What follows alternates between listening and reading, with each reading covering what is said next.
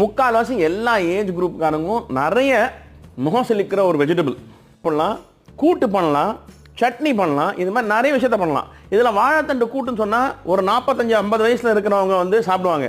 அதே சின்ன வயசு பசங்க, குழந்தைங்க, 6 வயசு 7 வயசு 15 வயசு பசங்க இவங்கெல்லாம் சாப்பிட மாட்டாங்க.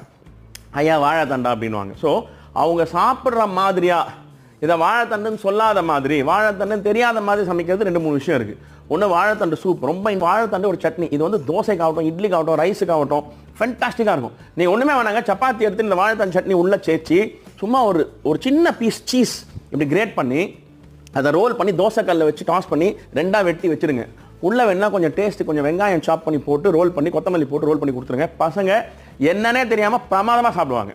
ஸோ ஏதோ ரூபத்தில் நம்ம உடம்புல இது சேரணும். ஸோ அது சேர்ந்ததுன்னா நம்மளுக்கு வந்து உடம்பு ஆரோக்கியமாக இருக்கும். ஸோ வந்தவங்க, சர்ஜரி பண்ணவங்க, கிட்னி ஸ்டோன்ஸ் வெளியே எடுத்தவங்க இந்த வாழைத்தண்டை ரெகுலராக வாரத்துக்கு 2 வாட்டி இதை